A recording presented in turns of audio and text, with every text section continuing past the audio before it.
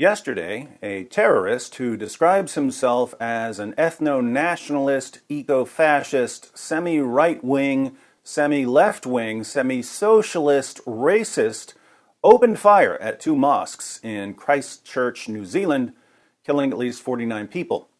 The world is shocked, but to me, the only surprising feature of this attack is that it occurred in New Zealand. Apart from that, I've been predicting attacks like this for years. And you don't need to be a genius to predict these attacks.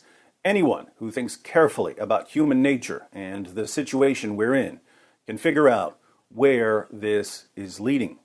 All the way back in 2010, when Nabil and I were arrested and thrown in jail for having a peaceful discussion on a public street, I was pointing out what would happen if our leaders continued to oppress open, honest discussion about Islam.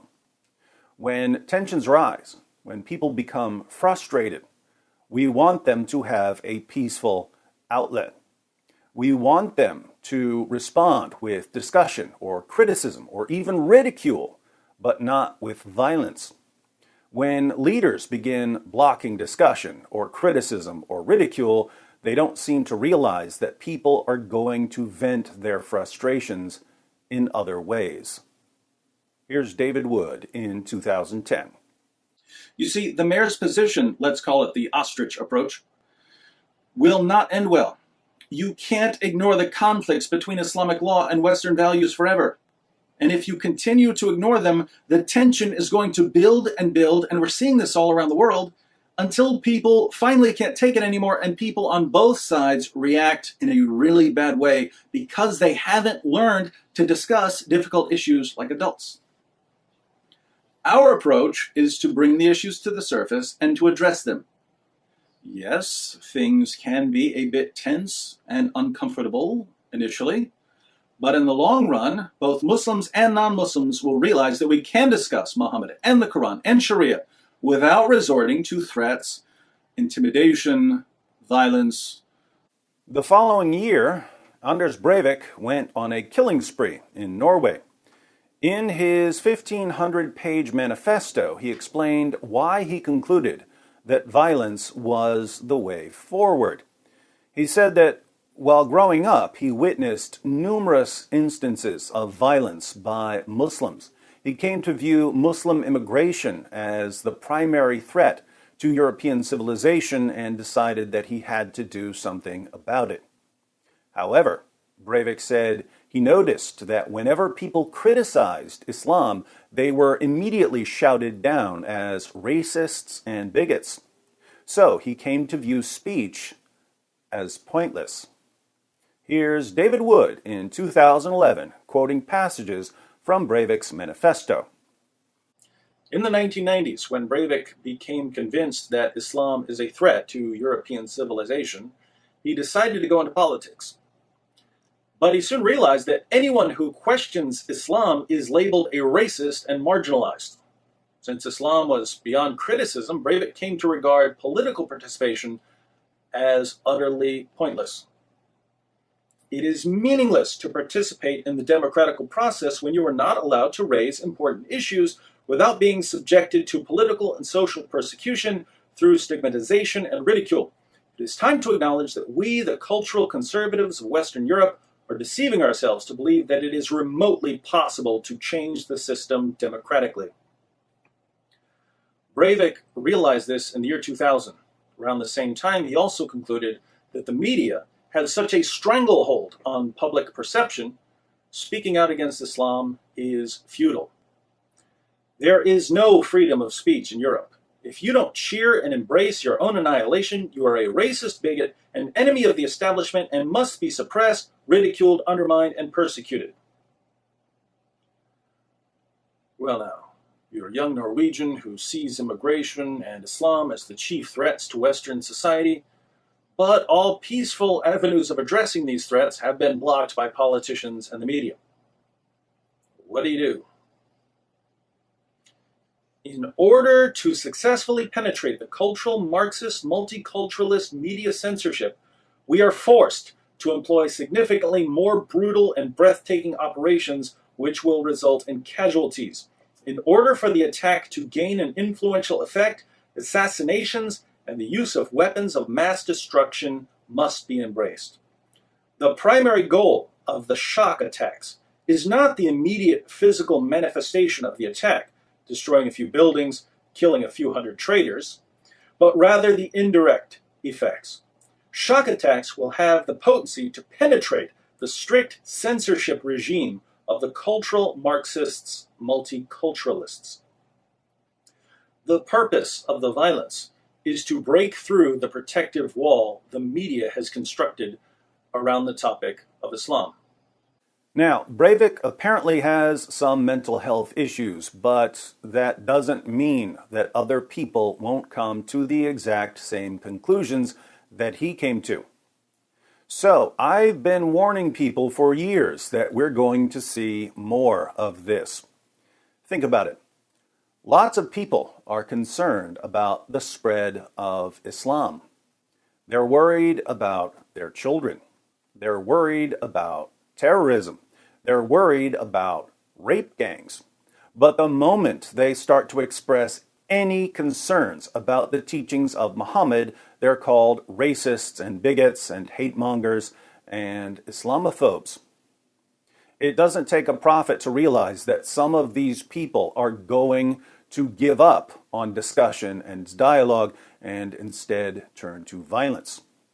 Here's me predicting this, once again, during a live stream with Robert Spencer just last year.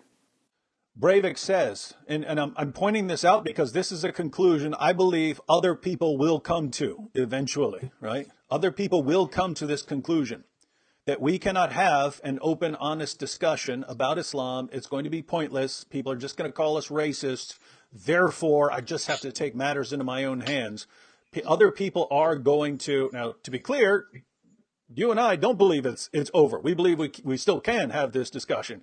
And I happen to believe that Islam is going to keep pressing with jihad until people actually start to listen to what we have to say. But I mean the irony here that other people could come to this same conclusion, and Breivik says, "Hey, the reason I'm going on a killing spree is because you people won't let me solve my difficulties, my problems, or share my objections with my speech. You guys have shut down open discourse on these issues, therefore I'm turning to kill." And then that attack is now used to silence more people, right? So, yeah. and for years it was, not just with you. Anytime you brought up any criticism of Islam, they said, aha, this is what gave rise to Anders Breivik. Yeah. This is the attitude that gives rise to Anders Breivik. And so we have to silence these people so we don't end up with more Anders Breivik. Silencing people is what led to Anders Breivik. But I didn't just predict that more of these attacks were coming. I also predicted how they would be used. Here's what I said last year to people who advocate killing Muslims. If you really believe that slaughtering Muslims is the way forward, what color is the sky in your world if you think that Western governments are going to climb on board your crazy train?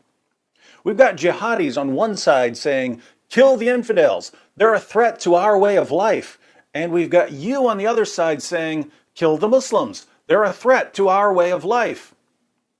Perhaps you haven't noticed, but Western governments and the education system and the entertainment industry and the media are in love with all things Islamic. You, the guy typing nuke Mecca in the comments section of YouTube, sound like a complete lunatic to them. So unless you've been secretly developing some awesome mind control device that can convince politicians and reporters to completely reverse their positions, you're delusional if you think that your comments section rants are going to become public policy. But maybe you're not counting on the government at all. Maybe you're counting on the nut job you see in the mirror every morning. Maybe you're already typing, I don't need anyone else. I'll just kill them all myself. Newsflash. Going on a killing spree yourself is even dumber than counting on the government to do it for you. What could you possibly hope to accomplish with your killing spree? Governments around the world are pushing for new laws that block hate speech against Islam. If you start killing Muslims, guess whose crime is going to be Exhibit A for every politician trying to protect Islam from criticism? Yours, genius. Nothing you could do in life would help the global jihad more than violently attacking Muslims. Beyond that, whatever idiotic ideology is rolling around in that head of yours, politicians and the media will lump your views together with people who condemn violence. Politicians and the media won't say, oh, there's some violent loser who attacked a bunch of Muslims, unlike most critics of Islam who condemn violence and criticize Islam peacefully. Instead, they'll say, see, this is what people who criticize Islam really want. What's terrifying now is that the Christchurch terrorist is aware of how his attack will be used. He discusses it in his manifesto. He's thinking about this in a different way. He wants to speed up the process of radicalization on both sides. He wants his attack to be used to silence people so that these people will give up on peaceful criticism and turn to violence. He wants violence to escalate on both sides until there's a war. He wants a war because he's convinced that a war is the only way to stop the advance of Islam. To be clear, the Christchurch terrorist says that he isn't really concerned about Islam as an ideology or Islamic culture. He's simply concerned that high birth rates among Muslims will lead to the marginalization and eradication of whites. He says he's not scared of Islam, he's only scared of the high birth rates of non-white Muslims. So here we have a man who knows how his mosque attacks will be used by people who want to silence critics of Islam. And he admits that he's carrying out the attacks to fuel division, speed up the conflict, and get a violent revolution. And how are politicians and journalists and activists responding? They're responding by doing exactly what the Christchurch terrorist wanted them to do. Politicians and journalists and activists are puppets. And now we've got terrorists as their puppet masters. Stay tuned because I'll be live tonight at 6 o'clock p.m. Eastern Time with Robert Spencer, then again at 8 o'clock p.m. with the apostate prophet, and once again at 10 o'clock p.m. with Abdullah Samir. We want to get everyone's input on this, so hope you'll join us.